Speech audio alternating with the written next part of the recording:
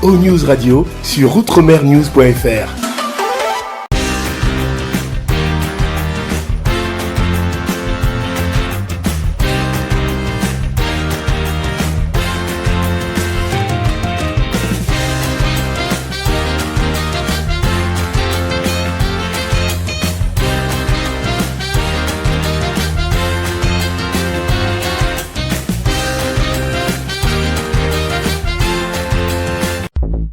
Guadeloupe, actualité. Et retour maintenant sur le conseil municipal de la ville des Abîmes. À l'ordre du jour, l'attribution des subventions diverses aux associations, notamment pour les chantées Noël, le vote pour la création du futur centre social de Bois-Ripeau ou encore l'adoption du budget des personnels communaux de 60 millions d'euros. On fait le point dans ce reportage de Solène Fèvre. Aujourd'hui, lors du conseil municipal, j'ai eu l'occasion de présenter plusieurs projets, dont l'implantation d'un futur centre social sur le territoire de Bois-Ripeau.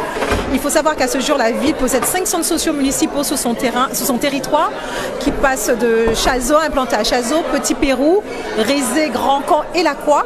Et aujourd'hui, le conseil municipal a validé pour l'implantation d'un nouveau centre social sur le territoire de Bois-Ripeau, bien évidemment avec son partenaire CAF, pour pouvoir implanter ce centre social, avec aussi un partenaire très important qui est un bailleur social, qui est la SIG. Depuis 2008, nous avons augmenté de 20 millions à peu près le budget consacré au personnel communal. Il était à peu près à 40 millions, on est à peu près aujourd'hui à 60 millions.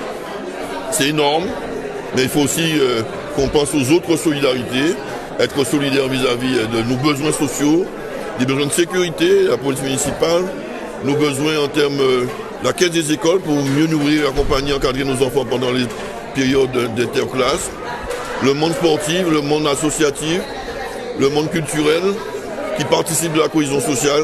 Il faut penser à eux. Donc je demanderai au personnel communal de s'investir au-delà de leurs obligations professionnelles dans tous ces tissus qui sont latents, de sorte que nous puissions être à l'ordre de nos responsabilités et que le personnel communal donne l'exemple de ce que nous attendons un peu des pouvoirs publics au niveau de la ville des Abîmes. À travers différentes activités qu'on propose à la population, des randonnées, des échanges, des ateliers, il y a pléthore de manifestations et d'activités qui sont mises en place à travers les centres sociaux et aussi le secteur associatif, parce que nous avons nos centres sociaux, mais il y a aussi les acteurs associatifs qui font un travail formidable sur le terrain, et tout ce lien se fait vraiment en partenariat. La ville, bien évidemment, les associations, et aussi on a d'autres accompagnateurs qui est Cap Excellence, qui nous permet vraiment de coordonner toutes nos actions sur l'ensemble du territoire abîmien. Et on part pour le lancement des Caribbean Innovation Days, initié par la Technopole Innova Guadeloupe. Ce rendez-vous permet un échange d'expériences avec nos voisins caribéens en vue de créer un marché commun en termes de nouvelles technologies. Des délégations de la Jamaïque, Trinidad, Barbade, Sainte-Lucie, la Martinique, la Guyane ou encore Haïti sont présentes pour parler business. Regardez. Dans l'émission de la Technopole, il y a le marketing territorial, il y a l'accompagnement et il y a le développement de filières. Et on a fait ce choix d'organiser un événement cette année qui va réunir l'ensemble des acteurs du territoire, mais aussi des acteurs caribéens pour discuter et échanger autour de l'entrepreneuriat, des entreprises, de l'innovation, de la construction de marchés communs, de voir comment on peut coopérer au niveau caribéen. On a la Jamaïque, on a Haïti, on a Trinidad, on a Trinidad et Tobago, on a la Barbade, on a Sainte-Lucie. On a aussi on a la Martinique, on a la Guyane aussi ici présente, et aussi d'autres acteurs venus des États-Unis, de l'Hexagone. Well, Kariri already engages in entrepreneurial development and innovation out of Trinidad and Tobago, and for decades we have operated within the Caribbean. However, it is a sort of we haven't really extended to the non-English speaking Caribbean.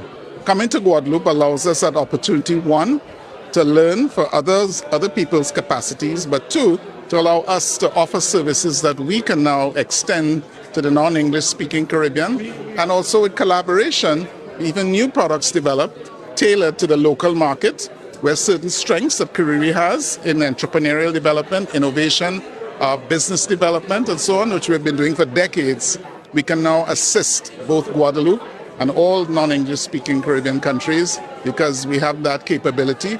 But we can also develop our own capability by interacting with people who may have different skill sets that we may not have.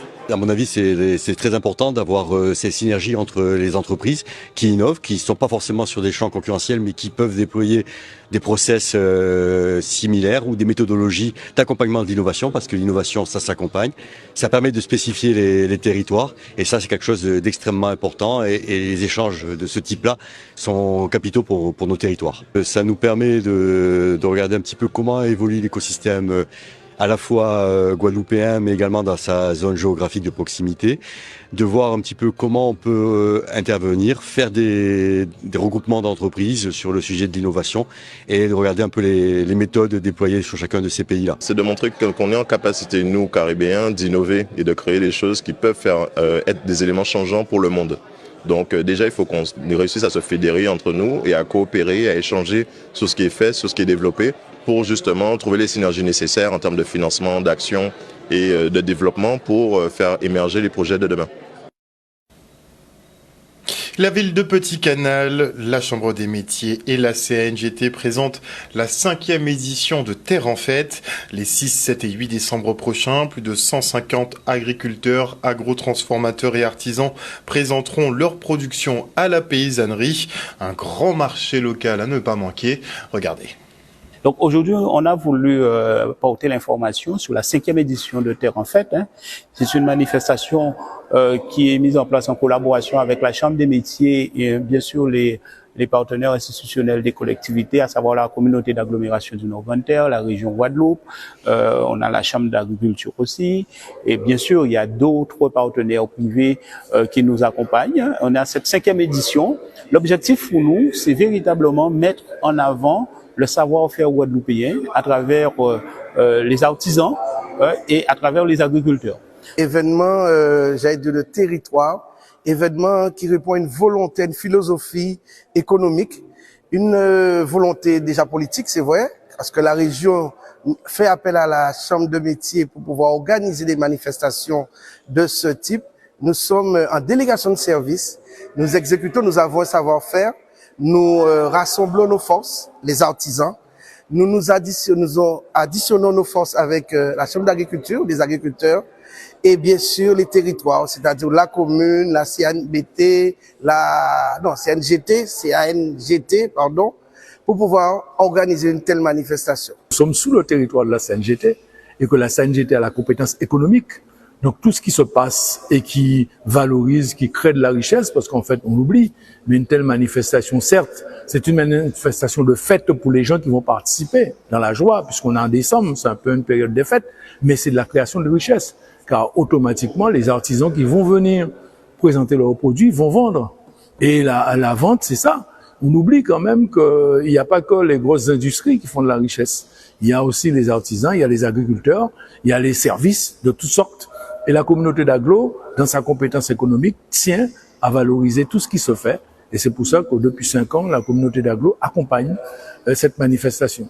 Plus de 150 exposants pour cette édition de Terre en Fête, et où nous allons permettre à la population de pouvoir faire des achats à moindre coût, parce que c'est un circuit court, et nous allons permettre aussi aux agriculteurs et aux artisans de pouvoir écouler leurs produits à travers toute la logistique que nous mettons en place, toute l'animation que nous mettons en place pour qu'il y ait du public.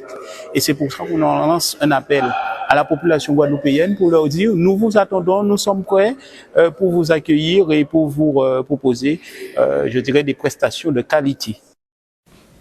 Reportage de Nicolas Hachi. Et on enchaîne avec l'inauguration de la base nautique intercommunale de la ville de Petit-Bourg. C'est une très grande satisfaction que nous puissions inaugurer cette base nautique aujourd'hui à Petit-Bourg. Il y a quelques mois, nous avons inauguré la base nautique de Sainte-Rose. Nous avons également pu inaugurer la maison des pêcheurs à Déhé. Et vendredi, on va inaugurer le village des artisans également à Déhé. Quand je donne ces informations, c'est pour bien montrer cette cohérence et cette volonté que nous puissions nous approprier le littoral et que cela puisse être une source de développement et d'activité pour l'ensemble des habitants. Il s'agit pour nous vraiment de permettre à la population de Petit-Bourg, mais aussi à la population de la Guadeloupe, de se familiariser aux activités nautiques, d'apprendre à être des usagers de la mer et Et ainsi, nous avons un équipement qui est animé aujourd'hui par des jeunes de Petit-Bourg.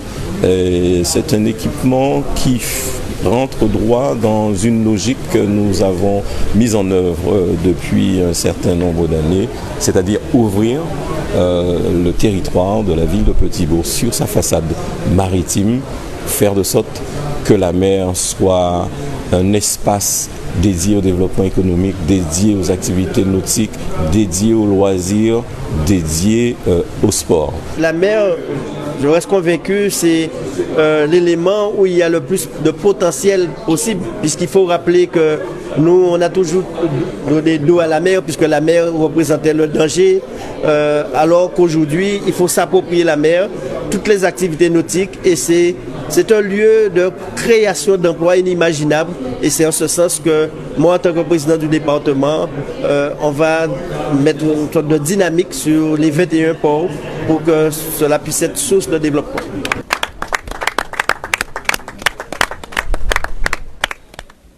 Et on se rend maintenant à Ankandla pour le dernier Tiziédou du conseil départemental à 2 Guadeloupéens méritants. Il s'agit de Jacqueline Cachemire-Toll et son mari Yves qui ont fondé l'Académie du Car et ont œuvré toute leur vie au rayonnement de ce patrimoine qu'est le Gros Car. Regardez. Je dis là, nous en Ankandla, effectivement, depuis l'année passée, on fois pas moi, nous avons rendez-vous que nous avons pays là et tout le monde a pays là. C'est Tiziédou.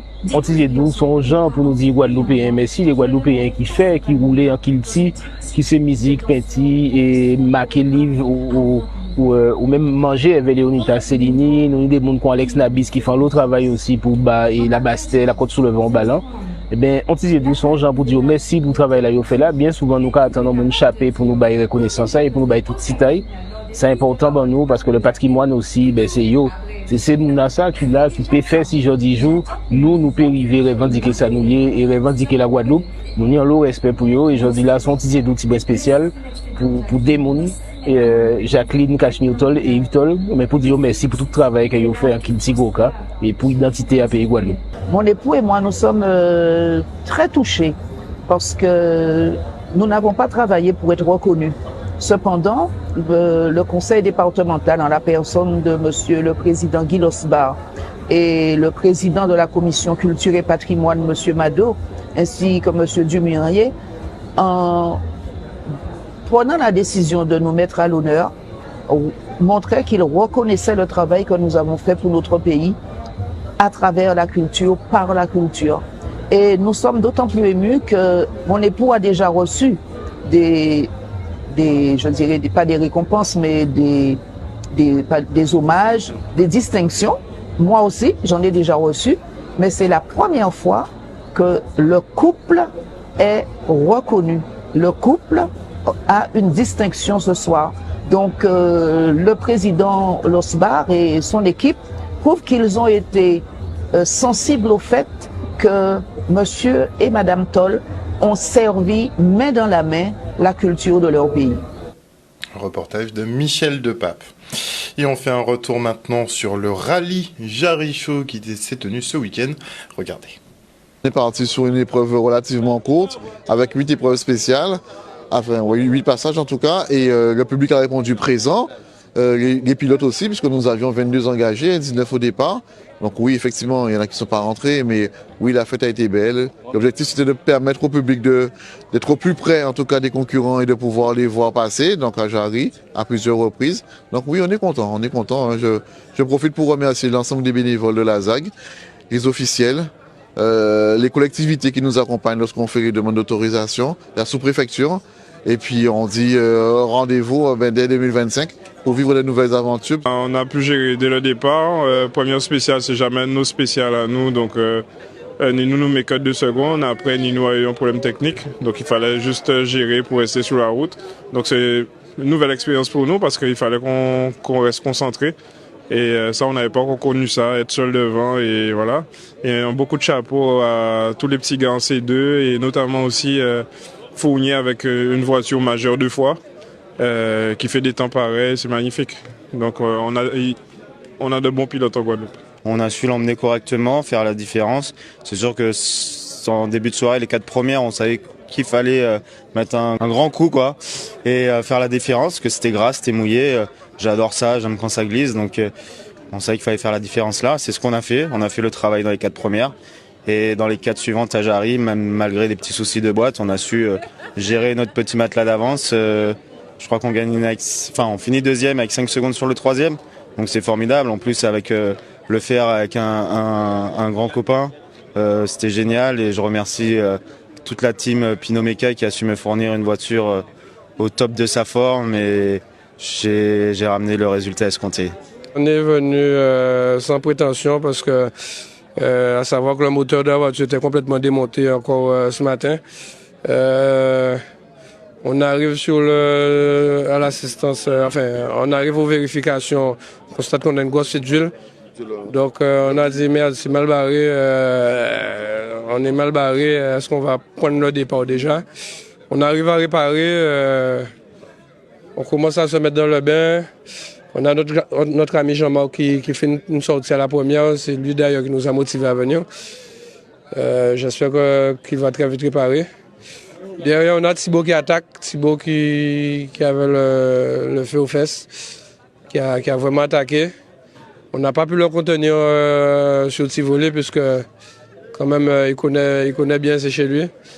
Donc on a dit bon, on va essayer de tirer l'épingle du jeu à Jarry. Bon, lui nous a contenu à Jarry pareil. C'était pas chose facile de le remonter, on a pu le remonter, mais je pense qu'il nous manque encore une spéciale.